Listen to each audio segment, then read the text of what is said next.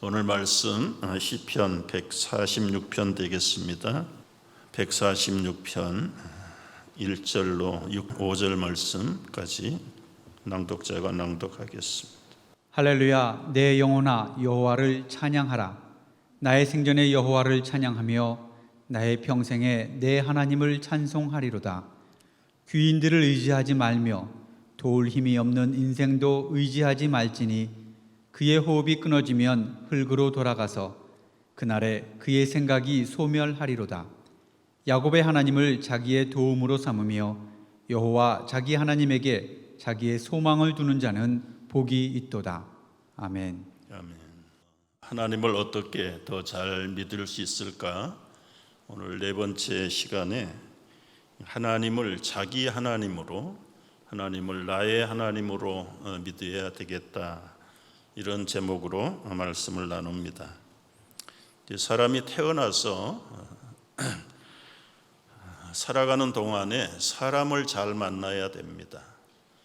크게는 세 종류의 사람들을 만나는데, 첫째는 부모겠지요. 흙수저 부모보다는 금수저를 가진 부모를 만나는 건 복입니다. 그러나 이 부모는 우리에게 선택권이 있는 것은 아닙니다.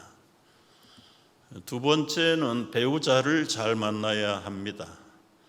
배우자는 어느 정도는 본인들이 선택하고 결정합니다.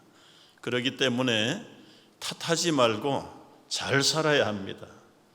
세 번째 중요한 만남은 스승들을 잘 만나야 할 것입니다. 저는 제 삶을 돌이켜보면 이 세 가지 다 잘 만난 것 같습니다. 그 중에서 특히 제 아내라고 그러면 좋아하겠지만은 스승을 잘 만난 것 같아요. 초등학교 때 스승을 잘 만났습니다. 장영선 선생님인데 어느 날 칠판에다가 일일 삼선이라고 쓰셨습니다. 그리고 하루에 3번씩은 선한 일을 해라. 어린 가슴에 그 일일 삼선이 그때부터 평생 박혔습니다. 그래서 뭐가 선한 일인지는 모르니까 착하게 살아야 되겠다. 그래서 하루에 3번씩 꼭 동네 어른들에게 인사 한번 하는 거는 필수적이고, 지나가는 할머니들 보통이 보따리 들어드리는 거 2번째, 3번째는 짐수레 뒤에서 밀어주는 것. 그 어린 제 삶의 환경에서 살 수 있는 일은 그런 거밖에 없었어요. 그리고 자기 전에 꼭 심장에다 대고 내가 오늘 3가지 선한 일을 했나 못했나 돌이켜봐라. 하나가 모자라면 자다가도 일어나서 나가서 굿복하고 인사라도 한번 하고 채우는 일을 그때부터 시작했습니다. 중학교 때, 고등학교 때 이성엽 선생님을 잘 만났어요. 이분은 아주 성실하신 분이세요. 겉모습을 보면 학교에서 막일 하시는 일꾼 같으세요. 옷도 제대로 갖춰 입지 않으시고 언제나 작업복 비슷한 걸 입으시고 참 성실하게 사셨어요. 한때 우리 학생들이 이 두 발을 자유롭게 길렀다가 삭발령이 내렸습니다. 월요일날 아침에 애국조회가 있습니다. 운동장에 전교생이 수백 명이 모여서 일렬로 서서 이제 여러분 다 애국조회 하셨잖아요. 그리고 이제 훈육주임이 나오셔서 오늘 문교부의 지시에 따라서 여러분들의 머리를 깎는다. 그동안 자율적으로 깎으라고 그래도 한 사람도 깎는 학생이 없었어요. 그 말이 떨어지자마자 뒤에 있던 선생님들이 쫙 앞으로 오시더니 맨 앞에 있는 학생 머리를 딱 잡고 주머니에서 바리각을 꺼냈습니다. 그 순간에 그 넓은 운동장이 난장판이 돼서 이리 튀고 저리 튀고 한 학생도 서 있는 사람이 없어서 다 도망가고. 그래서 그날은 밴드에서 행진곡도 없이 그냥 애국조회가 끝나버리고 말았습니다. 한 주간이 지나고 다음 주간 월요일 날 애국조회 때가 됐습니다. 긴장하고들 있는 거예요. 이성엽 선생님이, 그분은 훈육주임도 아니세요. 그냥 평범한 생물 교사였고 우리 담임 선생이셨어요. 선생님이 연설하시는 그 교단에 올라가서 아무 소리 안 하는 거예요. 그냥 이렇게 모자를 쓰고 오셨는데 딱 벗었어요. 순간에 전교생들이 그게 그냥 하는데 그게 에코처럼 들릴 정도로 당신이 손수 삭발을 하고 오셨어요. 그리고 이제 시작하십시오 한마디 하고 내려갔어요. 그날 도망간 학생 한 사람도 없었습니다. 전부 바리깡에 고속도로를 만들어가지고 한 줄만 밀어주는 거죠. 하루 종일 서로 낄낄거리고 웃으면서 웃는 가슴 속에 이성엽 선생님의 평생의 모범적인 리더십이 각인되는 날이었어요. 합동신학교에 가서 박윤선 목사님, 김명영 목사님을 만났습니다.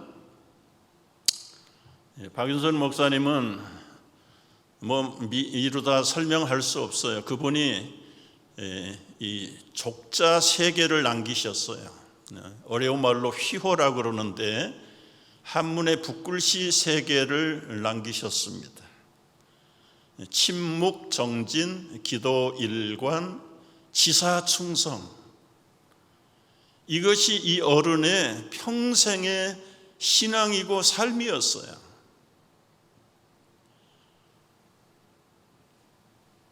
어떤 사람하고 소곤소곤 얘기하는 법을 본 적이 별로 없어요. 그저 묵념하면서 계속해서 나가는 거예요. 언제나 기도하셔요. 그야말로 간이 다 녹아질 때까지 87세의 생명을 바치셨어요. 그래서 그 어른은 그림자만 봐도 뭇 제자들에게 하나님 다음으로 존경을 드리는 스승이었어요. 김명영 목사님은 10살 때 신앙의 자유를 찾아서 평양에서 홀로, 아버지는 목사님인데 감옥에 계시고 어머니는 의사신데 집에 계시고, 신앙의 자유를 위해서 10살 때 탈출하는 사람들의 어른들 틈에 끼어가지고 혼자 남한으로 탈출해 오신 분이세요.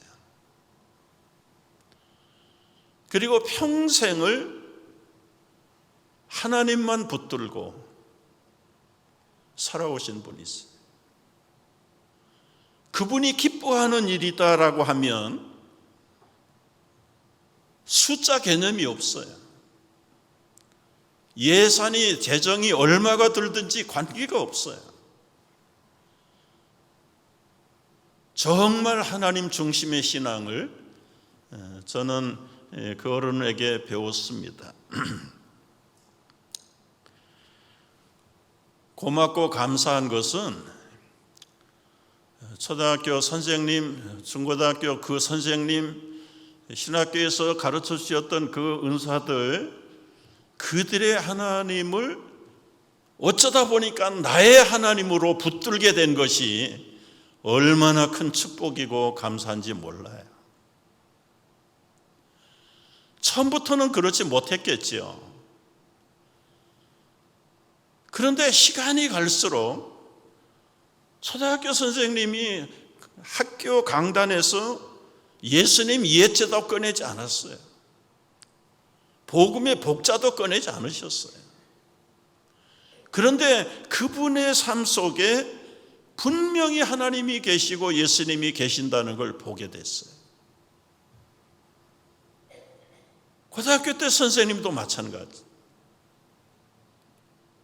시간이 지나면서 그런 좋은 스승들을 만났다. 그분들이 섬기던 그 하나님이 어느 날 보니까 나의 하나님이 되었다는 사실이 얼마나 감사하고 기쁜지요. 그때 제 마음을 사로잡던 성경 구절이 오늘 읽었던 시편 146편입니다. 5절만 중심으로 보면 야곱의 하나님을 자기의 도움으로 삼으며 여호와 자기 하나님에게 자기의 소망을 두는 자는 복이 있도다. 여기 자기라는 말, 그분들의 하나님이 아니라 나의 하나님, 내 하나님으로 섬기는 자가 복이 있다.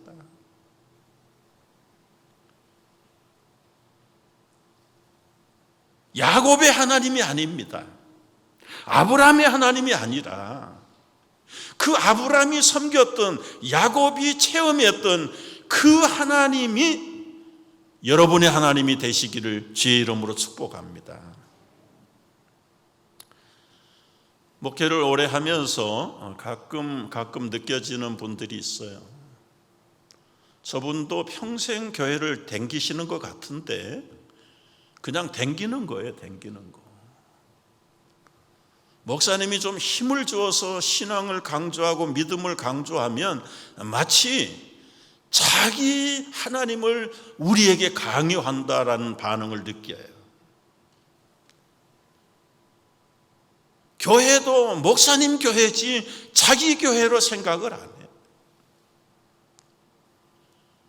어떤 남편들은 아내 따라 교회에 나오면서 하나님을 믿는다고 하지만 그 하나님이 자기 아내의 하나님이지 자기 하나님이 아니에요.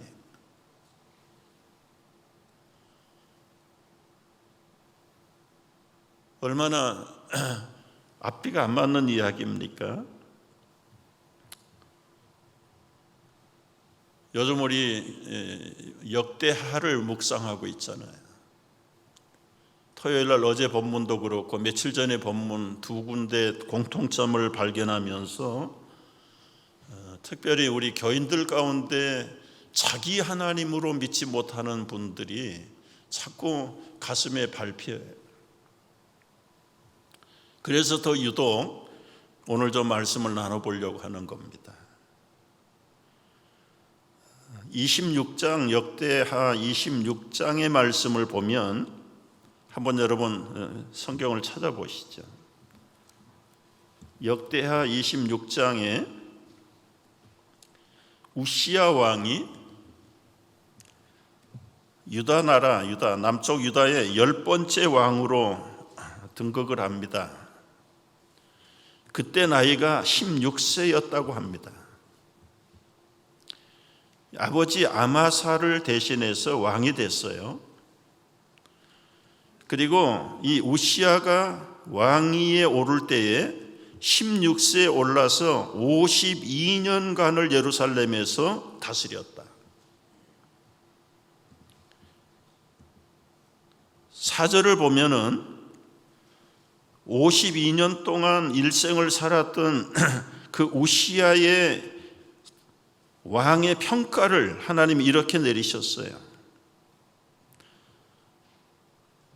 그의 아버지 아마샤의 모든 행위대로 여호와 보시기에 정직하게 행했다. 그래서 하나님이 5절 끝에 보면 형통하게 하셨습니다. 어떻게 형통하게 하셨습니까? 6절부터 쫙 자세하게 기록했어요. 블레셋 사람들하고 싸워서 영토를 넓혔습니다. 그 블레셋 사람들 가운데 성읍들을 건축했습니다. 하나님이 도우셔서 계속해서 다른 민족들과의 전쟁에서도 승리합니다.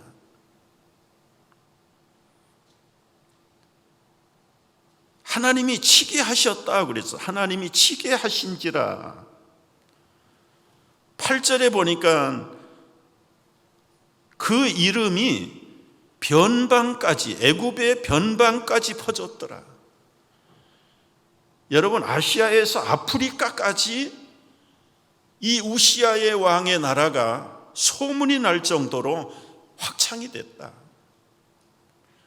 아마 다윗 임금 시대만큼 나라가 부강해졌을 겁니다. 영토만 넓어진 게 아니라 10절 이하를 보면은 망대를 세우고 물웅덩이를 파고 고원이나 평지나 지금까지 유목민 생활하던 그들의 삶이 이제는 농경 토착화 문명으로 바뀝니다. 여러 산 좋은 밭, 농부와 포도원을 다스리는 자들을 두었더라. 11절은 군사적으로 보강을 합니다. 군대가 13절에 보면은 30만 7,500명이라고 그랬어요. 뿐만 아니라 15절에는 신무기도 개발을 해요. 정치적으로, 경제적으로, 산업적으로, 군사적으로 굉장하게 형통해서 15절 끝에 보면 도우심을 얻어 강성하여졌다. 강성하여졌다. 그런데 이제 꼭대기에 올라가면 18절, 그가 강성해짐에 그의 마음이 교만하기 시작했어.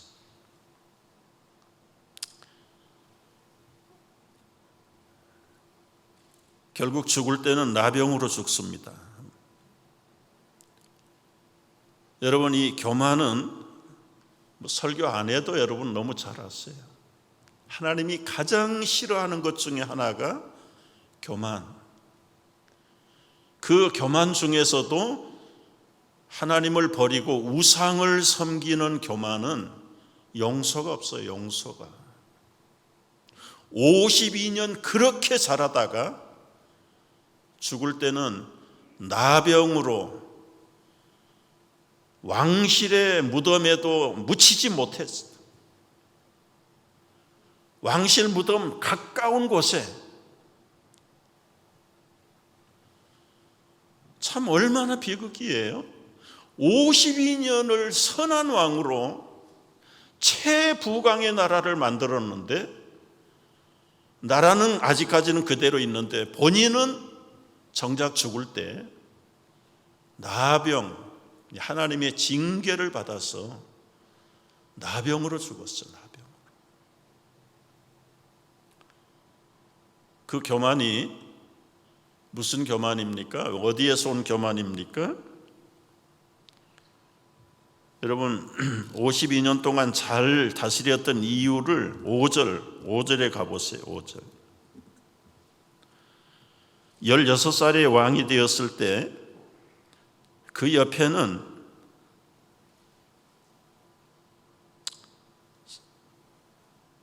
선지자가 있었어요. 5절 말씀, 하나님의 묵시를 밝히 하는 스가랴가 사는 날에 하나님을 찾았고, 그가 여호와를 찾을 동안에는 하나님이 형통케 하셨더라. 늘 곁에서 그 왕의 자문 역할을 했던 스가랴 선지자가 살아있는 동안 52년 동안은 타이반 자이반에 의해서 하나님 말씀대로 율법대로 나라를 다스린 거예요. 그런데 이 선지자가 100몇 살에 죽었어요. 죽자마자 백성들이 와가지고 왕 앞에 절을 하는데, 그때는 자기를 간섭하고 감독하는 선지자가 사라져서 자유함을 완전히 돌변을 해버립니다. 돌변을 해버려요. 처음에 변질된 것이 내가 50년 동안, 52년 동안 이 나라를 이렇게 강성하게 만들었는데 평생에 한 번도 저 성전 안에를 못 들어가 본 게 무시당하는 느낌이에요. 그런데 어느 날 갑자기 그 선지자가 죽고 나서요, 그 성전 안에 들어가서 분향을 했어요. 제사장 아샤라가 17절에 보니까 용명한 제사장들 80명을 데리고 성전에 따라 들어갔습니다. 그리고는 강력하게 선포해요. 왕이시여, 여호와께 분향하는 일은 왕이 할 바가 아닙니다. 아론의 자손 제사장들의 전유물을 왜 왕이 가로채십니까? 이 일로 인해서 왕이 범죄했으니 여호와의 영광을 얻지 못할 것입니다. 한마디 했을 때 빨리 나가서 회개해야 되는데 19절 말씀 보니까 우시아가 손으로 향료를 잡고 분향하려다가 버럭 화를 냅니다. 화를 내요. 제사장에게 화를 낼 때 여호와의 전안 향단 곁 제사장들 앞에서 그의 이마에 나병이 생겼다. 나병이. 순식간에 나병이. 20절 보십시오. 왕의 이마에 나병이 생겼음을 보고 성전에서 급히 쫓아내고 본인도 여호와가 치신 줄로 알고 속히 성전에서 나갑니다. 그리고는 죽는 날까지 나병 환자가 돼서 왕궁에도 거하지 못하고 별궁에서 그 아들이 대신해서 왕 노릇을 하고 본인은 폐위가 됐어요. 여러분, 52년 동안 섬겼던 하나님은 어떤 하나님일까요? 선지자 스가랴의 하나님이었지 자기 하나님이 아니었어요. 그 선지자가 죽자마자 돌변을 해버리는 걸 보면 정말 주관적인 하나님, 자기 하나님으로 섬기지 못한 게 금세 표가 납니다. 금세 표.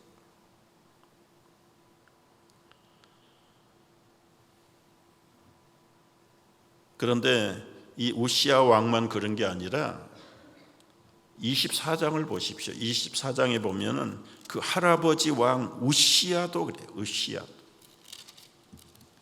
24장 1절을 한번 보십시오. 요아스입니다. 요아스. 요아스가 왕위에 오를 때 7살이었어요. 여러분, 7살이 어떻게 왕이 됩니까? 그러나 하여튼 됐어요. 그리고는 40년 동안을 다스렸어요. 그런데 이 우시아 왕 곁에는 누가 있었습니까? 2절에 제사장 여호야다가 세상에 사는 모든 날에 여호와가 보시기에 정직하게 행했더라. 얼마나 요아스가 정직하게 하나님을 마음을 기쁘게 해드렸는지요. 4절 이하에 보면 하나님의 성전을 보수합니다. 보수. 그전까지는 다 성전이 헐어 빠져도 왕들이 돌아다보지 않았어요. 전부 산당에서 우상을 섬기는데 정신이 팔려가지고. 그런데 7살의 왕이 된 요아스가 제사장 여호야다의 가르침을 받아서 하나님의 전을 보수하고 온 백성들의 자원의 헌금을 받아가지고 구석구석을 고칩니다. 얼마나 잘 고쳤는지 13절에 보면은 하나님의 전을 이전 모양대로 견고하게 했다. 그리고도 공사비가 남았어요. 그 남은 돈 가지고 성전의 모든 그릇들을 아주 깨끗하게 다시 새롭게 장만을 합니다. 그리고는 14절 마지막에 보면은 제사장 여호야다가 세상에 사는 모든 날에 여호와의 전에 항상 번제를 드렸더라. 그런데 이 선지자가 제사장이 15절에 보니까 130세에 죽어요. 17절로 가보세요. 여호야다가 죽은 후에 방백들이 와서 절을 할 때 왕이 그의 말을 듣기 시작해요. 그리고는 지금까지 섬겼던 42년의 여호와를 버리고 18절 보십시오. 조상들의 하나님 여호와의 전을 버리고 아세라 목상 우상을 섬김으로 진노가 유다와 예루살렘에 임하기 시작합니다. 경고를 해도 듣지 않습니다.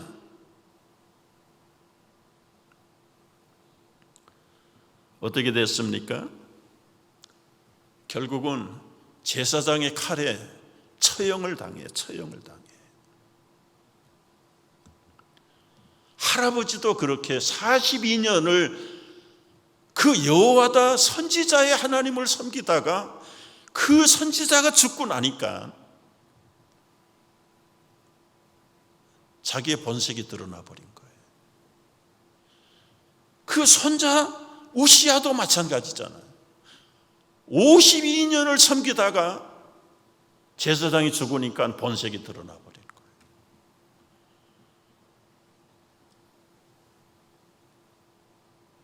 여러분, 여기서 우리가 놓치지 말아야 될 게 무엇입니까?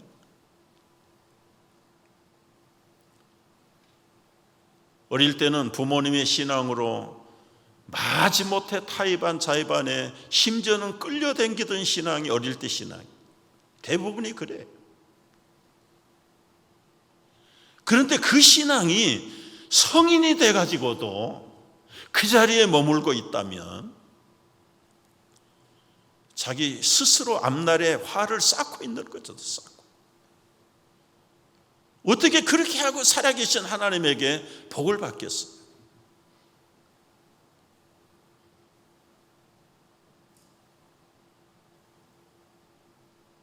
자기 하나님으로 섬기지 않는 사람들은 하나님 대신 자리를 채울 것을 찾습니다.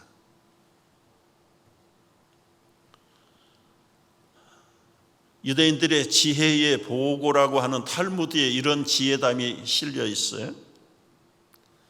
왕에게 아주 친구들이 3명 있는데 첫 번째 친구는 하루도 한순간도 떠나서는 못 사는 친구예요. 두 번째 친구는 좀 있으나 마나한 친구예요.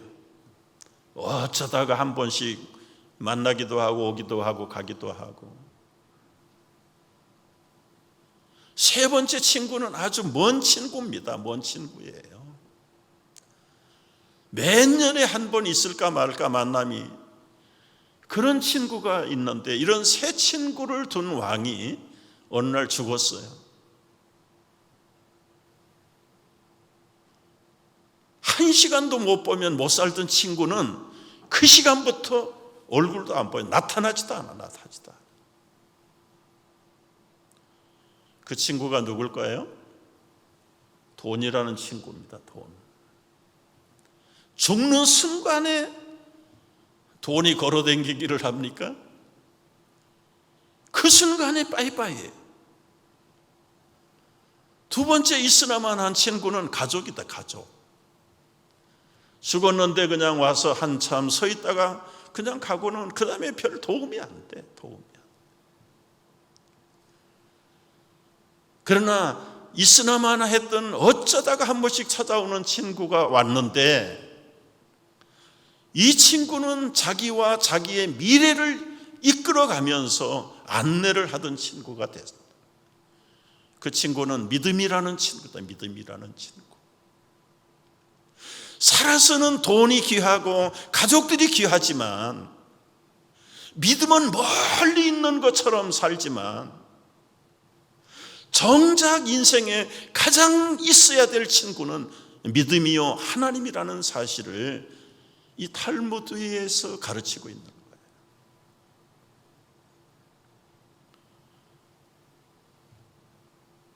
여러분, 우리가 사람을 존경하는 것은 당연한 것입니다. 그러나 그 사람을 나의 믿음의 대상으로 두면 안 되는 거죠. 빌리 그레임이 세계적으로 미국적으로 얼마나 위대한 전도자입니까? 제가 찾아봤어요. 그분의 설교를 듣고 복음을 듣고 돌아온 사람들이 줄잡아 22억 명 정도 될 거라고. 22억 명. 세계 인구의 3분의 1이 빌리 그레임 목사님의 설교를 듣고 참 생명을 찾은 사람.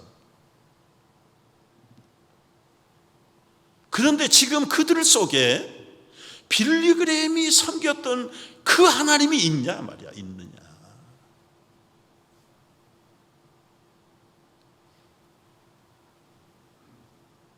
교회 목사님을 존경하고 사랑하는 건 좋아요. 그러나 여러분, 그 목사가 떠나면 어떡할 거예요? 그 목사가 죽으면 다시 도루묵 되는 겁니까?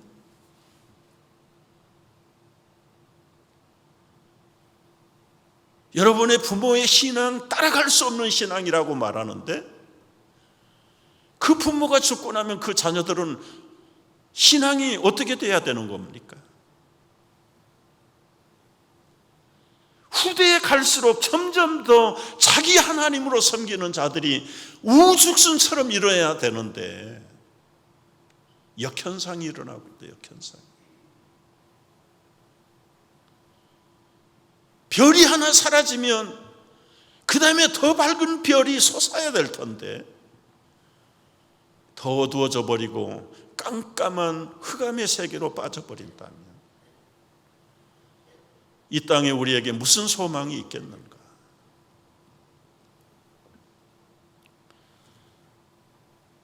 하나님을 믿으면서도 그 하나님은 과거에 우리 부모의 하나님이고 내 남편의 하나님, 아내의 하나님이지 나의 하나님으로 모시고 사는가?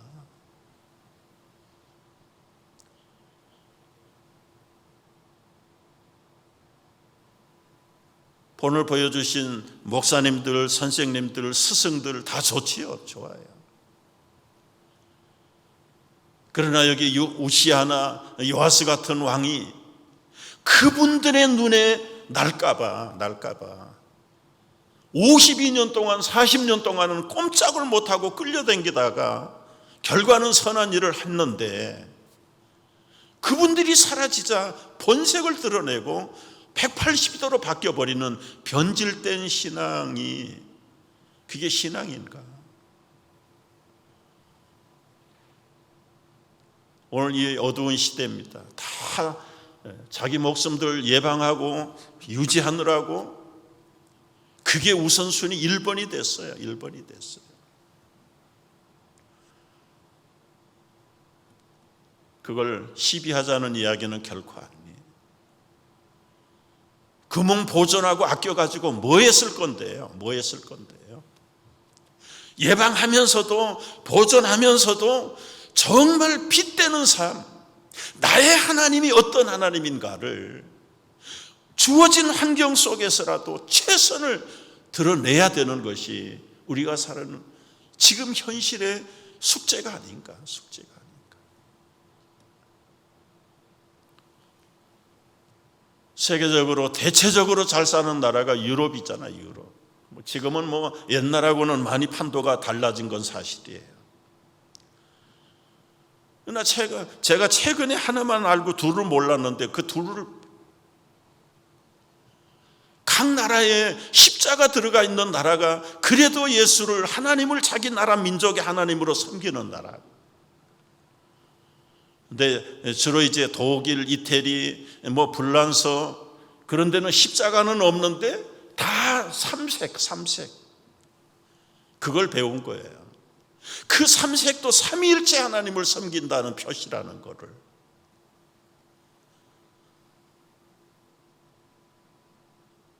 국가의 신? 좋지요. 나라가 하나님을 자기 나라 하나님으로 섬길 때 좋았어요. 그러나 백성들이 지금 살아가는 유럽의 한 사람 한 사람이 그 나라의 하나님을 자기 하나님으로 섬기느냐? 그건 아니잖아요. 한국의 짧은 100년의 선교의 역사를 통해서, 복음의 역사를 통해서 증거하잖아요. 대한민국의 국기에 십자가 없어요. 그럼에도 불구하고 그야말로 허리띠를 졸라매면서 하나님 최고의 삶을 살겠다고 나설 때 한국의 역사를 바꾸는 거 아닙니까? 밤을 깨우고 새벽을 깨우고 금식하고 나의 하나님으로 부르짖고 이것이 우리 하나님이 되기를 위해서 피를 토하듯이 토해낼 때 한국이 지난 70년의 역사가, 교회 역사가 그걸 증명하잖아요. 그래서 배불리 잘 먹고 잘 살게 됐는데 이 우시아가 강성해질 때 그때부터 교만해진 것처럼 잘 먹고 잘 사니까 이제는 자기 하나님이 아니에요. 자기 하나님을 그냥 변방으로 내몰아버리는 최고 우선주의 하나님을 그냥 차선 아니면 맨 나중에 할 수 없을 때 찾는 하나님으로, 그게 지금 한국교회 실정이에요. 미국교회도 마찬가지예요. 그런 가운데서도 자기 하나님으로 섬기는 자들 속에서는 여전히 역사하시는 하나님이심을 우리가 믿어야 될 줄 압니다. 오래된 유머예요. 기독교 신앙이 전혀 없는 집에 새 며느리가 시집을 왔습니다. 아주 열심 있는 믿음을 가진 며느리, 그 시댁 식구들을 다 하나하나씩 전도해가지고 드디어 시아버지까지 이제는 세례를 받을 단계에 왔어요. 열심히 가르쳤어요. 아버님, 오늘 교회 가서 세례 문답을 하시면 목사님이 꼭 물어볼 겁니다. 어르신, 예수님이 누구를 위해서 죽으셨냐 물으면 나를 위해서 죽었다고, 나를 위해서 죽었다고 분명하게 대답을 하셔야 됩니다. 오냐 알았다가. 문답 시간에 물었습니다. 어르신, 예수님이 누구를 위해서 죽었습니까? 갑자기 생각이 안 나는 거예요. 그런데 자기 며느리가 얼굴에 밟히는 거예요. 며느리가 시간이 있을 때마다 가슴을 치면서 제가 죄인입니다. 나를 위해서 죽으신 주님 용서해 주세요. 그 생각이 나서 예수님은 틀림없이 우리 며느리 죄를 위해서 죽었습니다. 그날 세례 받았을까요? 못 받았을까요? 아마 못 받았겠죠. 여러분, 혹시 우리 중에 아직도 하나님 예수님을 우리 김 목사의 하나님으로 생각하고 취급하는 분들이 안 계시는지 모르겠어요. 우리 자녀들이 자기 하나님으로 섬길 수 있도록 우리 부모가 해야 될 최선의 숙제입니다. 오늘 마지막 5절 시편 146편 5절 말씀 읽고 기도하겠습니다. 야곱의 하나님을 자기 하나님 도움으로 삼으며 여호와 자기 하나님에게 자기의 소망을 두는 자는 복이 있도다. 다시 한번, 야곱의 하나님을 자기의 도움으로 삼으며 여호와 자기 하나님에게 자기의 소망을 두는 자는 복이 있도다. 아멘. 기도하십시다.